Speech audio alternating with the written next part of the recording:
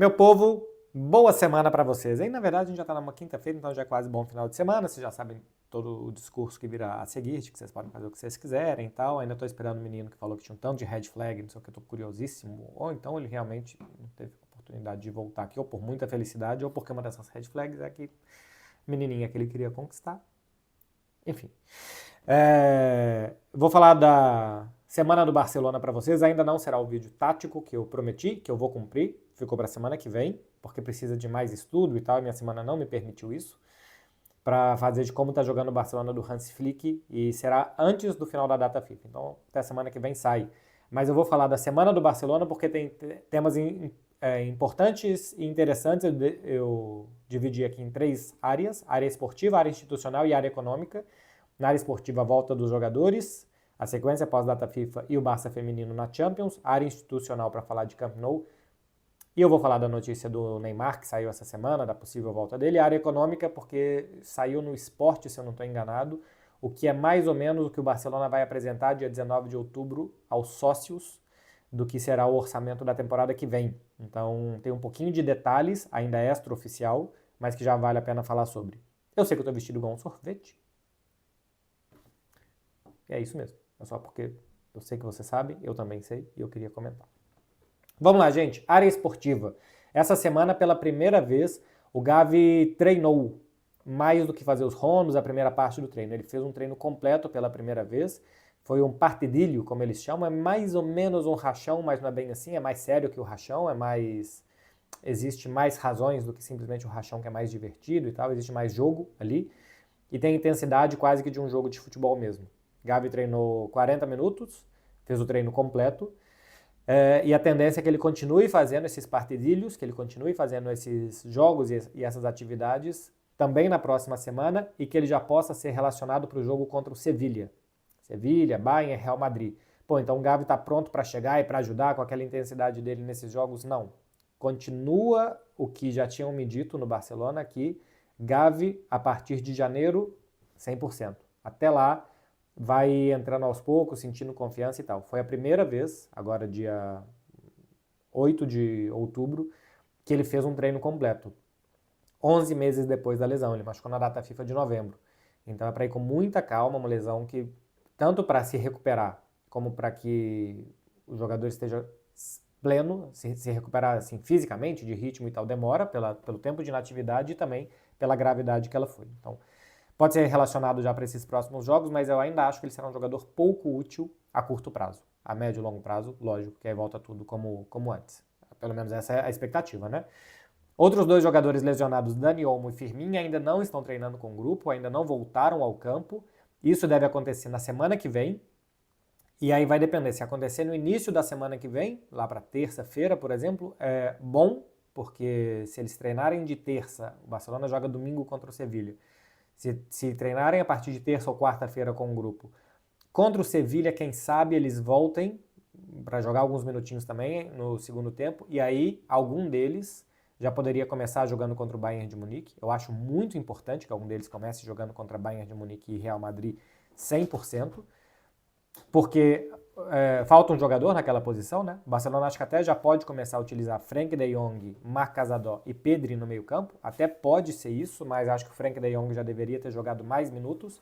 Jogou cerca de 20 contra Young Boys e jogou cerca de 10 mais acréscimos, né? Contra o Alavés no final de semana. Para 90 contra a Sevilha, não sei se o Frenkie vai estar pronto. E para jogar depois 90 contra Bayern e Real Madrid, especialmente pela sequência e mais de 5 meses afastado, também não. Então seria muito bom se Firmino e Dani Olmo, até porque opção de segundo tempo, mudar jogo, voltar a ter mais intensidade, é muito importante ter esses dois jogadores. Então, olho na semana que vem, que dia que eles começam a treinar com o grupo de novo, se é que vão começar. Mas vai ser muito importante. Saiu uma notícia também da volta do Araújo, estaria pronto para voltar 23 de novembro. Primeiro jogo pós-data FIFA de novembro, se eu não estou enganado. Deixa eu ver se é isso mesmo.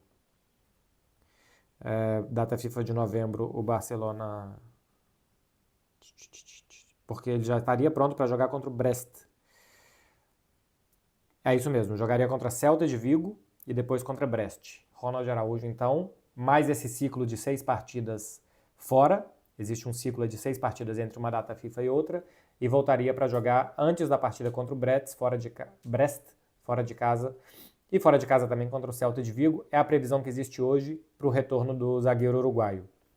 Sequência que o Barcelona vai ter pós-data FIFA é de Sevilha, Bayern, Real Madrid, Espanhol, Estrela Vermelha e Real Sociedad. Aqui tem o Sevilha em casa, que é um jogo grande pelo que é o Sevilha, em que, em teoria, pelo que o Sevilha vem mostrando, não deveria ser o jogo mais complicado do planeta para o Barcelona, mas é pós-data FIFA, muitos jogadores do Barcelona estão fora, os do Sevilha ficam mais. Esses jogos pós-data FIFA e antes de Champions são complicados. Eu acho que jogar domingo à noite tem um ponto muito bom e um ponto muito ruim. O ponto muito bom é que todo mundo que volta da data FIFA consegue voltar um pouco melhor para o clube, se recuperar um pouco mais. O clube ganha tempo pós-data FIFA. No entanto, joga domingo à noite e quarta à noite. Se esse jogo fosse no sábado, dava mais tempo de recuperar os caras para o jogo contra o Bayern de Munique. Então aqui é um jogo que eu acho ok para o Barça. Bayern de Munique e Real Madrid pode espanar para qualquer lado e é excelente teste para saber que nível que o Barcelona está nesse momento. É mais importante estar muito bem a partir de março, quando se joga as oitavas de final da Champions, mas os jogos de hoje os jogos dessa semana, podem interferir muito no que será a temporada do Barcelona lá para março. Ganhar ou perder do Bayern de Munique pode te colocar ou te tirar de um playoff, por exemplo. Já vamos entender mais sobre isso. E o Real Madrid também, a perseguição que o Real Madrid nesse momento faz ao Barça, se o Barcelona vai no Santiago Bernabéu e ganha, pode abrir uma vantagem muito importante, ainda com confronto direto pela frente para o Real Madrid. Isso pode impactar lá na frente, poupar jogadores aqui e ali, ou seja, tudo importa, todo jogo vale, todo jogo conta, e por mais que seja mais importante estar bem lá na frente, esses jogos de agora são os que vão impactar lá na frente, se você vai ter um caminho mais ou menos pedregoso, nem sei se essa palavra existe, com pedregulhos, e com dificuldades. Depois tem um clássico contra o Espanhol. O Espanhol é um time que acabou de subir da segunda divisão, é um time assim, não é um time top de Espanha, mas como é clássico, é sempre difícil, é sempre chato, é um jogo que realmente é diferente para Barcelona, especialmente para o Espanhol. Então, logo depois do Real Madrid. O bom é que aqui tem uma semana entre jogos. Entre Real Madrid e Espanhol, Barcelona tem uma semana, uma das poucas da temporada, sem jogos no meio da semana, para recuperar de novo jogadores, para recarregar baterias e para esse jogo contra o Espanhol. Sai para jogar contra a Estrela Vermelha, em teoria um dos jogos mais acessíveis da Liga dos Campeões. Estrela Vermelha perdeu em casa do Benfica e tomou uma goleada de 4-0 para a Inter, que até fez algumas rotações nesse jogo. É um bom jogo para o Barça. E aí já tem um jogo mais complicado, que o Barcelona volta de Belgrado para viajar para Donostia, para San Sebastián, Donostia é o nome em basco, em euskera, para jogar contra a Real Sociedad, que todo mundo sabe que é um jogo muito difícil. O Real Madrid ganhou lá 2-0 essa temporada jogando mal, tomou 3 bolas na trave enquanto o jogo estava 0-0. O Atlético de Madrid acabou de empatar lá, e o Barcelona na temporada passada ganhou com o gol do Araújo nos acréscimos, também sem merecer. É uma das saídas mais difíceis do Campeonato Espanhol, e o Barcelona vai ter isso antes da data FIFA. Então, Sevilha, Bayern, Real Madrid, Espanhol, Estrela Vermelha e Real Sociedad. Na Champions, se fizer 4 pontos, eu acho ok, empatar com o Bayern. Acho que não pode perder do Bayern, tá? Porque Barcelona e Bayern de Munique até aqui perderam para um time pote 4 fora de casa, pelo menos tem que anular confronto. Contra um time pote 1 e tal, que deve brigar por oitavas de final com o Barça. Pelo menos anular confronto. Eu acho que o Bayern de Munique, nesse momento, tem mais ferramentas que o Barça. Você olha para o banco de reservas do Bayern de Munique hoje e o do Barcelona hoje, é muito mais fácil que o segundo tempo, especialmente, o Bayern compita melhor do que o Barça. Então, pelo menos anular o confronto nesse momento, eu acho importante. E tem que ganhar do Estrela Vermelha. E contra Sevilha, Real Madrid, Espanhol, Real Sociedad, esses 4 jogos, fora de casa, Real Sociedad, fora de casa, Real Madrid, e 2 jogos em casa, tem que ganhar os 2 em casa, não pode perder do Real Madrid e até pode empatar com a Real Sociedad. Se o Barcelona faz 8 pontos nesses 4 jogos, ganhando de Sevilha e Espanhol, empatando com Real Madrid e Real Sociedad, eu acho ok. Acho ok, não acho, assim, o que é o melhor? É ganhar os 4 jogos, evidente. O que é ruim? É perder de Real Madrid e Real Sociedad, lógico. Então, como já tem uma vantagem em cima do Real Madrid, anularia um confronto direto fora de casa, empataria com o Real Madrid. E se não perder de Real Sociedad, também não permite ir para a próxima data FIFA perdendo posição para o Real Madrid, né? Nesse momento são 3 pontos de frente. Então, se o Barcelona empata com a Real Sociedad, abre 4, e se o Real Madrid ganhar nessa rodada, diminui para 1, iria para a próxima data FIFA, já passando muitos jogos complicados da temporada e sem perder a liderança. Eu acho ok, 8 pontos em Campeonato Espanhol, e 4 pontos na Champions. Aqui é uma sequência de 6 jogos, que eu estou contando o quê? 3 vitórias e 3 empates, né? Estou contando que tem ganhado de Sevilha, Espanhol e Estrela Vermelha, e empatar com Real Madrid, Bayern e Real Sociedad. Não é uma previsão super otimista, não é a super pessimista, que eu acho que o Barcelona vai perder os jogos grandes e difíceis, que vai empatar. Vamos ver o que vai sair daqui, mas é a projeção que eu faço que não seria ruim para o Barça. Ontem teve a estreia do Barcelona na Liga dos Campeões Feminina, contra o Manchester City fora de casa. O Barcelona perdeu por 2-0. A última derrota do Barça tinha sido para um time inglês nas semifinais para o Chelsea. Tinha perdido em casa 1-0, depois foi ganhar fora de casa por 2-0 para se classificar. O Barça feminino foi extremamente engolido pelo Manchester City no primeiro tempo. Saiu perdendo por 1-0 e merecia sair perdendo por muito mais até o intervalo do jogo. Marcação alta do Manchester City, sufocou o Barça, não tinha saída, não tinha velocidade para colocar jogadoras para correr nas costas da defesa do Manchester City. A Eva, que é uma centroavante polonesa que o Barcelona contratou para essa temporada, teve muitos problemas físicos para aguentar a corpulência das defensoras do Manchester City. Enfim, foi um Barcelona encurralado no primeiro tempo, com má saída, com pouca capacidade de reter a bola e com pouca capacidade de correr também. Segundo tempo melhorou, tomou o segundo gol numa jogada que o Manchester City, exatamente para aproveitar a velocidade e potência da sua centroavante, fez o 2-0, mas o Barça merecia até no segundo tempo sorte melhor. Tinha jogado bem no segundo tempo, não criou tanto quanto o Manchester City criou no primeiro, mas o segundo tempo foi mais igualado. A fase de grupos da Champions passam 2 times, Manchester City e Barcelona voltam a se enfrentar na última rodada, vai ser em Montjuic, o Barcelona vai para o Estádio Grande para jogar essa última rodada dia 18 de dezembro, e no meio disso aí tem um sanduíche de 2 times mais modestos, deixa eu até ver quais são aqui para falar com vocês, 2 times mais modestos, que a tendência é que o Barcelona e também que o Manchester City ganhem dos dois, e que eles vão para o confronto direto na última rodada para ver quem passa em segundo e quem passa em primeiro. 2 times se classificam para as quartas de final. Na semana que vem, estarei lá para conferir, para transmitir na Max. O Barcelona joga contra o Hammarby, que serei apresentado a ele lá. Não conheço esse time, que é da Suécia. Será o adversário, e o outro adversário do Barcelona é o Sankt Pölten. Muito prazer. Serão os 2 adversários do Barcelona, fora o Manchester City, nessa primeira fase de Liga dos Campeões Feminina. Área institucional. Na segunda-feira, a Helena Fort, vice-presidente do Barcelona, compareceu frente aos meios de comunicação, deu uma entrevista falando as projeções para o Spotify Camp Nou, né, para o Camp Nou com seu naming right, e que o Barcelona segue com a previsão de jogar em 2024 no estádio. Eu acho uma doideira. Tem o perfil que eu já falei com vocês do Camp Nou Now, que faz vídeos todos os dias da evolução das obras, e pensar que, cara, a gente está em 10 de outubro, que daqui a 2 meses se possa jogar futebol no Camp Nou, em obras, mas que se possa jogar futebol ali, eu acho uma doideira, tá? Não me parece normal. Ainda tem a questão de papeleu, né? De burocracia, de permissões da prefeitura e tal para se jogar ali. Mas é o que o Barcelona está mantendo que ele quer fazer.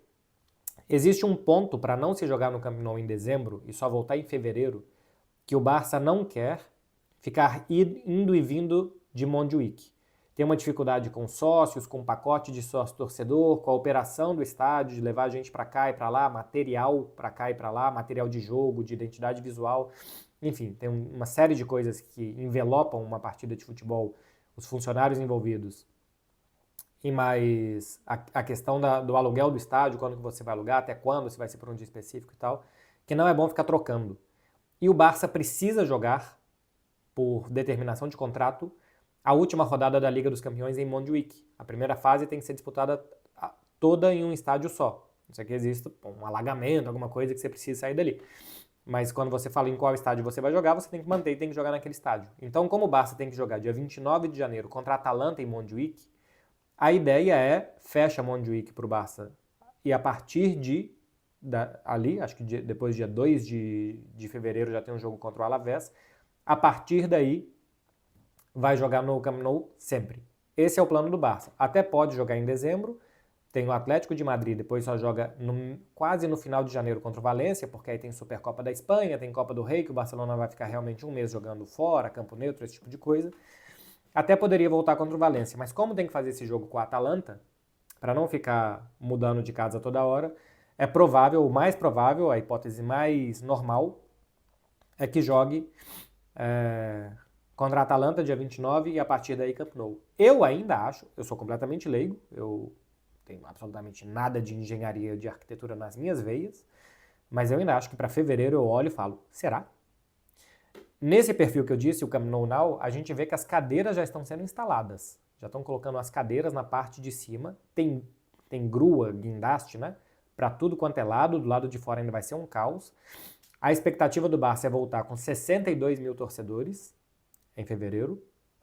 E aí vai subindo gradualmente. No meio do ano vai subir um pouco e depois vai subir mais um pouco e tal.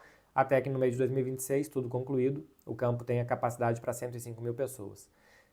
Passa a ter capacidade para 45 mil sócios, isso vai aumentar as receitas, já vou falar sobre isso. Aumenta também um pouco o custo de operações e tal, pelo valor envolvido de jogar no estádio maior. Mas a expectativa do Barça continua sendo jogar esse ano ou em janeiro, fevereiro do ano que vem. Vamos ver. Estão falando isso. É o que eu passo para vocês. Ainda de área institucional, algo que é um pouco uma especulação. Vocês têm que saber a diferença de notícia, contexto e especulação. São 3 coisas diferentes. E uma coisa pode gerar a outra. Uma notícia pode gerar uma especulação, por exemplo. Por exemplo, a notícia que o Neymar não quer continuar na Arábia Saudita, estou supondo uma notícia, tá? Gera uma especulação de para onde o Neymar vai. Um contexto de que o Barcelona quer uma super estrela para o Camp Nou e para o ano que vem e que midiaticamente é muito importante, este contexto que existe, é importante para o Barcelona ter super estrelas, também pode gerar uma especulação. O que acontece com o Neymar, saiu um artigo de opinião, tá lá, opinião, do Joaquim Pieira, que é o correspondente do esporte no Brasil. Conheço o Joaquim, inclusive, é um bom jornalista, muito bem relacionado, tem muitas fontes relacionadas a futebol brasileiro e Barcelona. Um artigo de opinião dele falando que o Neymar poderia ser isso que o Barcelona procura. Uma grande estrela para a volta do Camp Nou, tem boa relação realmente entre o Pini Zavarri, que é o agente do Neymar, e o Joan Laporta, são amigos pessoais. Ele chega a falar, o Joaquim Pieira, nesse artigo de opinião, que o Barcelona até gostaria mais de ter o Haaland, que seria o grande nome e tal. Se a gente for pegar nas notícias da semana passada, eu falei que o Barcelona teve um prejuízo de 90 milhões de euros na última temporada para ir comprar o Haaland e pagar o salário e pagar o transfer. Um clube que está tendo prejuízo de 90 milhões por temporada, acho que realmente é um sonho. Lembrando que o Lewandowski ainda pode continuar na temporada que vem. Se ele jogar 55% dos minutos nessa temporada, 55% dos jogos, pelo menos 45 minutos. Enfim, se ele basicamente jogar metade da temporada, ele tem o direito de continuar no Barcelona. Aí seria uma opção só do Lewandowski, o Barcelona não tem nada a captar, o Barcelona já ofereceu esse contrato para ele, é o Lewandowski ativar ou não esse um ano a mais, então, seria muito difícil ter Lewandowski e Haaland de um ano, então, assim, eu não imagino, de nenhuma forma, que o Barcelona, em 2025, possa contratar o Haaland. Porque eu acho que o Haaland não quer, a não ser que a catástrofe que pode ser o Manchester City, né, com o julgamento que ele está sendo submetido na Inglaterra. Mas eu acho que o Haaland não quer sair do Manchester City, acho que o Barcelona não tem nenhuma condição econômica de fazer uma operação dessa, e ainda tem o fator Lewandowski. Então, o Neymar é uma coisa diferente. O Neymar vai estar livre em agosto, acaba o contrato dele com o Al Hilal. Se o Neymar voltar a jogar em janeiro ou fevereiro, todo mundo, tá? O Barcelona e qualquer outro time no mundo, 4 ou 5 meses de futebol para ver o que o Neymar está fazendo da vida dele. Se ele está recuperado, se ele está jogando bem, se ele voltou a ser como antes, se ele está motivado, todo mundo vai poder ver isso. E a partir do momento que você tem um Neymar, ele é de 92, ele vai ter 2025, 33 anos. Que você tem um jogador de 33 anos, bom tecnicamente como o Neymar é, livre no mercado, eu acho que não é só o Barcelona que tem que pensar no Neymar. Todo mundo acho que pode cogitar um jogador desse livre. Outra coisa é que o Neymar tivesse que custar 100 milhões de euros, que foi o que o Al Hilal pagou quase isso, né, 90 e poucos milhões ao Paris Saint-Germain para levar. Pô, vale a pena investir 90 e tantos milhões de euros em um jogador com esse histórico de lesões que o Neymar tem e tal, e de ficar de fora de momentos importantes? Eu acho que não. E eu acho que muita gente pensou que não, né? Tanto que ele foi parar no Al Hilal e muita gente não quis fazer um esforço econômico, na verdade ninguém quis fazer um esforço econômico desse tamanho, para comprar o Neymar. Bola não falta, existem muitas dúvidas técnicas, não, muitas dúvidas físicas e de comprometimento do Neymar para jogar, mas bola não falta. O jogador que o Neymar é, se alguém acha que não, acho que viu pouco do Neymar ou tem alguma má vontade, mas bola ao Neymar não falta. A questão é física. Então, se ele volta e fisicamente está bem, eu acho que ele vai ser considerado não só pelo Barcelona, mas por muitos clubes, especialmente um ano antes de Copa do Mundo, que eu acho que o Neymar vai querer estar muito concentrado pensando na Copa. Pegar o Neymar um ano antes de Copa do Mundo é muito bom negócio. A partir daí, com quanto tempo você faz de contrato e tal, é outra coisa e acho que não é fácil de fazer, porque o Neymar também sabe que ele não vai querer só um ano de contrato. Sobre uma superestrela, eu acho que o Barcelona já tem o Lamine, tá? A Lamine mania, por mais que o Neymar seja uma bomba do ponto de vista midiático, mas a Lamine mania, por ser da base, por estar ali, e a gente tá vendo que assim, o número de camisas que o Lamine tem no estádio e tal, é uma grandiosidade. Eu acho que a superestrela que o Barcelona procura, ele já tem. E que ainda rende muito dentro de campo também. Então, não sei se é necessário, do ponto de vista de marketing, de levar a torcida para o estádio, de trazer patrocínio, se é tão necessário assim daqui a pouco o Neymar, porque o Lamine pode ocupar essas casinhas, pode ocupar essas caixinhas que são tão importantes.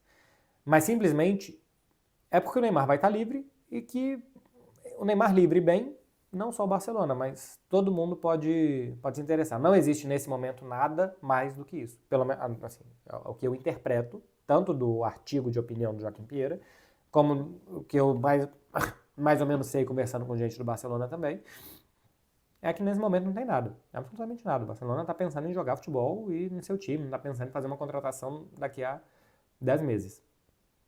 Então, assim, baixem o soufflé, como a gente diz, calma com isso, nesse momento não tem nada. Primeiro o Neymar tem que voltar, depois ele tem que voltar bem, depois o Barcelona tem que ver se quer, depois tem que ver se economicamente quadra, encaixa. Tem muita coisa, muitos passos até lá. Então, nada que vocês devam se alarmar neste momento sobre uma possível volta do Neymar ao Barcelona, tá? Podem ficar tranquilinhos. Passando para a área econômica. A notícia que saiu sobre previsões de receita e de despesa para o Barça para a próxima temporada, para a atual, né? 24, 25, dia 19 de outubro, tem a Assembleia de Sócios. Nessa Assembleia, o Barcelona precisa apresentar para os sócios qual que é o orçamento, os sócios aprovam ou não, isso aqui tá bom, não tá, isso aqui sempre aprova, mas o Barcelona precisa, por estatuto, apresentar. A previsão de receitas da temporada, segundo o Sport, não é oficial, segundo o jornal Sport, é que o Barcelona vai ganhar 154 milhões de euros com o estádio. Não é lucro, tá, gente? Porque isso tem despesas, eu já vou falar sobre. 154 milhões de euros com o estádio é 28 milhões a mais do que na temporada passada em Montjuic. Então a ida para o Camp Nou, ainda que seja por 5 meses, vai dar aí quase 30 milhões de euros a mais para o Barcelona. 5 meses nada, né? Fevereiro, março, abril, maio. 4 meses, 28 milhões a mais. Jogar no Camp Nou, ainda que seja incompleto, dá muito mais dinheiro do que jogar no Montjuic, fora pagar o aluguel de Montjuic e tal. 241 milhões de euros de cotas de televisão, 446 milhões de euros de área comercial, entre patrocínios e tal. Aqui já está contando alguma coisa do novo acordo com a Nike, de bônus, de novo contrato, o que vai vir e tal. É um contrato que vai pagar o Barcelona, se for nos moldes que foi divulgado, cerca de 50 ou 60 milhões de euros a mais do que a Nike está pagando hoje. Hoje a Nike paga cerca de 42 milhões de euros ao Barça. Chegaria a 100, então 60 milhões de euros a mais. E ainda tem um bônus de assinatura de 100 milhões de euros, que seriam 10 milhões de euros por ano. Então, 70 milhões a mais, exatamente o que o Barcelona está orçamentando a mais. Esse acordo com a Nike faria com que seria 446 milhões de euros de área comercial, 72 milhões a mais do que no ano passado. Então, acho que é bem isso que está contando o esporte. 22 milhões de euros em venda de jogadores, eu acho muito diferente você colocar no seu orçamento venda de jogadores, ou seja, sim ou sim tem que vender. 22 milhões de euros de venda é mais ou menos o valor do Vitor Roque, então já imagino que o Barcelona pensa ou em vender o Vitor Roque, ou em vender alguém e ter esse dinheiro aqui de vendas. E 30 milhões de euros o Barcelona deve ganhar com venda de ativos. Aqui eu ainda coloquei entre parênteses, será que é a Barça Vision? Coisa que não foi paga e tal, enfim, é vender basicamente alguma parte do clube, né? Venda de ativos, você vende alguma coisa que você tem ali que não é jogadores. O que um clube de futebol tem que não são jogadores? São ou coisas físicas, né? Vender o Camp Nou, vender alguma coisa. Ou vender, por exemplo, o Barcelona está vendendo esses direitos de explorar a internet 3.0, NFT, metaverso, esse tipo de coisa que ninguém sabe muito bem o que é e para onde está indo. Então, eu imagino que como alguma das sociedades que tinham investido nessa área, tinham assinado, não pagaram, que o Barcelona pretende recuperar 30 milhões de euros nisso. Essas contas aqui que eu fiz de estádio, mais TV, mais comercial, mais venda de jogadores, mais venda de ativos, eu não sei se chega a 893 milhões de euros, mas isso aqui é o grosso, é o mais importante, ainda tem aqui litígios, recuperar dinheiro de clubes que ainda estão devendo ao Barça e tal, 893 milhões de euros de receita, contra 873 milhões de euros de custos. O Barcelona prevê um lucro de 5 milhões de euros. Pô, 893 menos 873 dá 20, mas aqui tem impostos e tal. Prevê 5 milhões de lucro, tem sempre que estar com a cabeça para fora da água, sempre fechando no verde, ainda que seja um pouquinho. Qual que é a previsão de custos? 510 milhões de euros de salários, 57% da receita. Isso é muito positivo, tá? Que a sua receita esteja muito abaixo dos 70% recomendado pela UEFA é muito positivo. O Barcelona realmente está fazendo um bom esforço para reduzir os salários e esses 510 milhões são positivos. Os custos operativos é o que você gasta para funcionar como clube de futebol. Vai subir 37 milhões de euros, vai para 252 milhões de euros e vai subir por quê? Ir para o Camp Nou vai aumentar os custos, é um estádio muito maior, você precisa de mais gente para trabalhar lá, e também por conta da BLM, que é o Barça License Merchandising, né? Que é basicamente abrir loja, ter funcionários em loja, ter funcionários de e-commerce. Você tem que pagar a galera, tem que pagar o aluguel das lojas, tem que pagar o terreno, você precisa decorar, e você precisa do funcionário, do vendedor, do gerente, do pipipi, popopó.